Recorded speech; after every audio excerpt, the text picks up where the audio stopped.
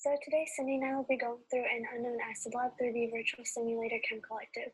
So the procedure shown in this video is one that we developed based on the purpose of this lab.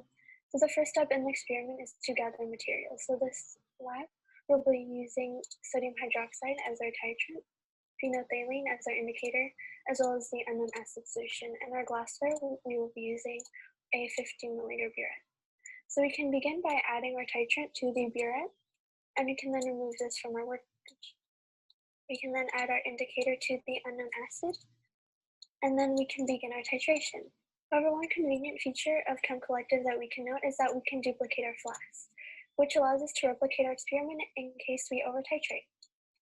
So then we can begin titrating our solution. So we can begin by using larger increments, like so, and then our increments can become progressively smaller in order to achieve accuracy, like so.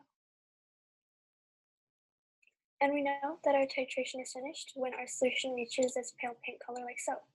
So from subtracting the final initial volumes, we get the total volume of NaOH used, and we note the pH of 3.26 of the acid solution when we do our final calculations. So our calculations can be done as so. So we put in our volume of NaOH here converted to liters, as well as our pH. So this gives us an overall pKa of 5.11. So going back to Chem Collective, we are able to compare this value 5.11 to the acids given here, and we can see that it corresponds to methyl M-aminobenzoic acid.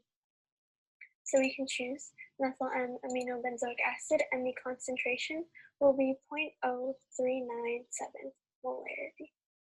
And that is it. Our experiment is done, and we have successfully carried it out.